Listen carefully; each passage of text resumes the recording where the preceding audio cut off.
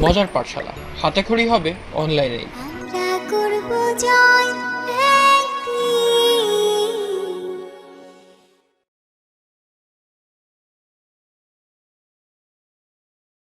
প্রিয় শিক্ষার্থীবৃন্দগণ, আমাদের এবারের অধ্যায় অষ্টম অধ্যায়।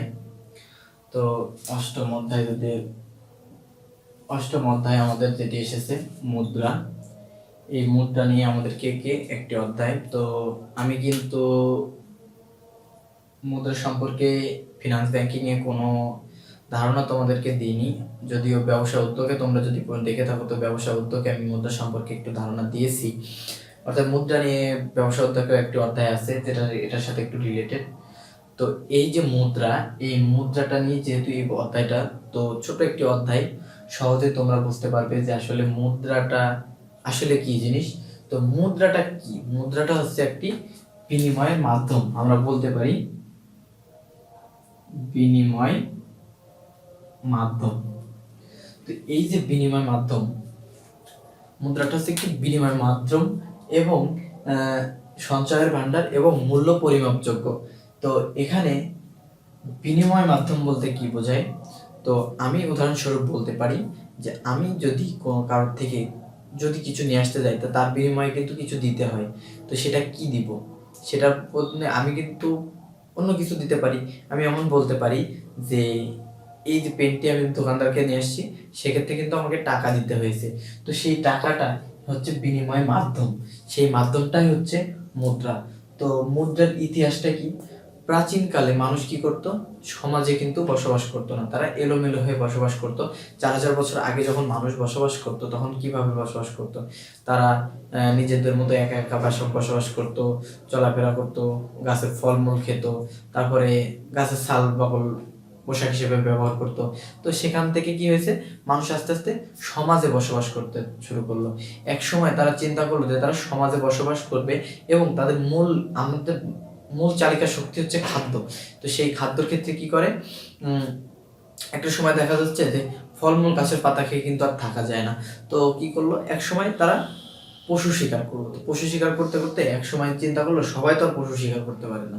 তো পশু শিকারও আস্তে আস্তে কমলো। এবার আসলো মানুষ চাষবাস কিংবা পণ্যদ্রব্য তৈরিতে।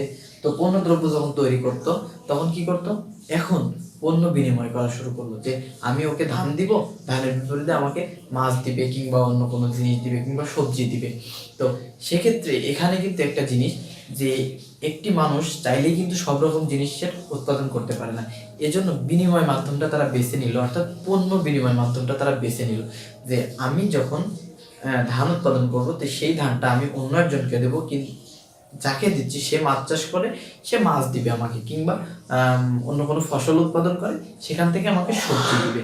তো সেই অবস্থায় এক সময় দেখা গেল যে এটির একটি বিশাল সমস্যা দেখা গেল, যে বিনিময় মাধ্যমটা আসলে আসে না, ঠিকঠাক আসছে না। তো তারপরে কি করলো? মধ্যযুগে, প্রাচীনকাল ওই অবস্থায় শেষ হলো এবং আসলো মধ্যযুগ। মধ্যযুগে যে মুদ্রার ব্যবহারটা হতো, হাতির দাঁত, তারপর স্বর্ণরূপ, মুদ্ররূপ ইত্যাদি, তো ঝিনুক, এই ধরনের কিছু জিনিস।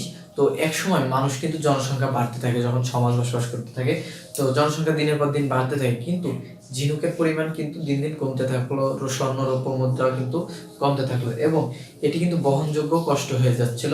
তো সেক্ষেত্রে তখন কি করলো?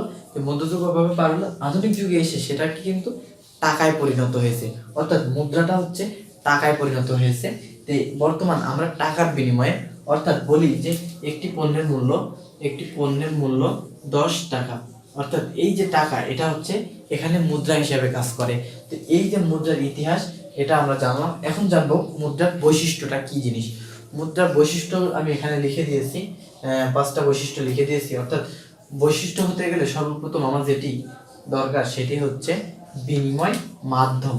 অবশ্যই মুদ্রাটা এমন একটি জিনিস যেটা বিনিময় মাধ্যম হতে পারে, যেটি সহজলভ্য। অর্থাৎ আমি যে এখন পণ্য কারোর থেকে নিব, বিনিময়ে আমাকে কি করতে হবে? টাকা প্রদান করতে হবে। এই যে টাকা প্রদান করছি সেটাই হচ্ছে বিনিময় মাধ্যম হিসাবে কাজ করছে, এই টাকা মুদ্রা হিসেবে। তারপর সঞ্চয়ের ভান্ডার। এখন কথা আছে, আমি সঞ্চয় করব, কোনো কিছু যদি সঞ্চয় করে রাখি আমরা ভবিষ্যতের জন্য, তো সেক্ষেত্রে কি আমরা ধানটা কি সঞ্চয় করতে পারি বছরের পর বছর? পারি না। তো তো তারপরে কি করি, আমি মনে করি যে ফসল উৎপাদন করছি, কাঁচা ফসল, তো কাঁচা ফসল তো আমার 1 দিন থেকে 2 দিন রাখলে নষ্ট হয়ে যাবে। এই জন্য বিনিময় মাধ্যমে সঞ্চয় ভান্ডার হিসাব বলা হয়েছে। তারপর মূল্যের পরিমাপক, অর্থাৎ অবশ্যই সেই যেটা আমরা ব্যবহার করছি মুদ্রা হিসাবে, তো সেটা কিন্তু আমাদেরকে কি হতে হবে, মূল্যের পরিমাপক হতে হবে।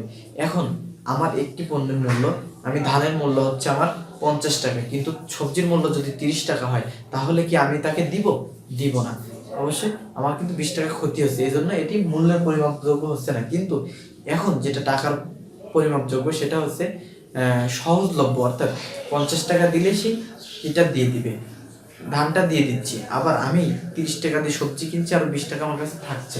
এজন্য বলা হচ্ছে যে মূল্যের পরিমাপক। তারপর হচ্ছে দৃশ্যমান ও স্পর্শনীয় বস্তু হতে হবে। এই যে অর্থটা, এটা কিন্তু অবশ্যই স্পর্শনীয় সম্পত্তি হতে হয়, তা না হলে কিন্তু হয় না, এবং দৃশ্যমান বস্তু হতে হবে। এটি ছিল মুদ্রার বৈশিষ্ট্য। এখন বলছে যে মুদ্রার সাথে ব্যাংকের কোনো সম্পর্ক আছে কি না। তো মুদ্রার সাথে ব্যাংকের অবশ্যই সম্পর্ক আছে। কেননা আমি এখন ব্যাংকে ঋণ নেব, তো ব্যাংক থেকে যখন আমি ঋণ নেব, আমি কি সবজি ঋণ নিতে পারবো না। এর জন্য কি হয়, আমাকে অর্থ নিতে হয়, অর্থাৎ টাকা নিতে হয়। অর্থাৎ ব্যাংকের সাথে মুদ্রার যে বৈশিষ্ট্য, সেই মুদ্রাটা হচ্ছে আমাদের বর্তমান টাকা, অর্থাৎ এটা কিন্তু আমরা ঋণ হিসাবে নিচ্ছি। আবার যখন ব্যাংককে আমরা ঋণের সুদ দিচ্ছি, তখন কি আমরা ধান দিব কিংবা গম দিব, তা কিন্তু হয় না। সেক্ষেত্রে আমাকে কিন্তু নগদ অর্থ দিতে হয়, অর্থাৎ যে মুদ্রাটা ব্যবহার করছি সেই মুদ্রা হিসাবে, বাহক হিসাবে টাকাটা আমরা ব্যবহার করে থাকি। তো আবার আরেকটা কথা বলছি, যে আমাদেরকে যখন ব্যাংক ঋণের সুদ দেবে, আমরা ব্যাংকে যখন জামানত রাখবো, অর্থাৎ এই যেখানে বলছে সঞ্চয়ের ভান্ডার হিসাবে যখন জমা রাখছি, তখন কিন্তু আমাদেরকে দিতে পারছে না, তারা ধান গম কিন্তু আমাদেরকে ঋণের সুদ হিসাবে দিবে না, তখন আমাদেরকে নগদ টাকা দিতে হবে। এই জন্য বলা হচ্ছে যে ব্যাংকের সাথে মুদ্রার ওতপ্রোতভাবে জড়িত। তো এই ছিল অষ্টম অধ্যায়ের মুদ্রা। তো আমি আবার একটু আলোচনা করি যে মুদ্রা কি জিনিস, হচ্ছে বিনিময়ের একটি মাধ্যম, অর্থাৎ সেটি বর্তমান আমরা টাকা হিসাবে ব্যবহার করি। ইতিহাস হচ্ছে প্রাচীনকালে মানুষ ফলমূল খেত, এবং পরবর্তীতে তারা বিনিময় প্রথা চালু করলো। তারপরে মধ্যযুগে এসে সেটা স্বর্ণরৌপ্য, মুদ্রারৌপ্য, তারপর ঝিনুক ইত্যাদিতে বাহক হিসাবে ব্যবহার করতো। তারপরে হচ্ছে চলে আসলো আমাদের প্রাচীন যুগে মুদ্রা। তো মুদ্রাটা হচ্ছে আমাদের টাকা যেটা আমরা বুঝি এখন মুদ্রা। তো তারপরে যেটি আসলো বৈশিষ্ট্য, তো বললাম যে বিনিময়ের মাধ্যম হতে হবে, সঞ্চয় ভান্ডার হতে হবে, এবং মূল্যের পরিমাপক, দৃশ্যমান ও স্পর্শনীয় বস্তু হতে হবে। তারপরে যেটি ছিল যে ব্যাংকের সাথে সম্পর্ক আছে কি না। তো প্রিয় শিক্ষার্থীবৃন্দগণ, আশা করি তোমরা মুদ্রা সম্পর্কে তোমাদের যতটুকু ধারণা দেওয়ার দরকার ছিল আমি দিতে পেরেছি, এবং এটাই ছিল এই ফিনান্স এবং ব্যাংকিং এর সবচেয়ে ছোট এবং সহজ অধ্যায়।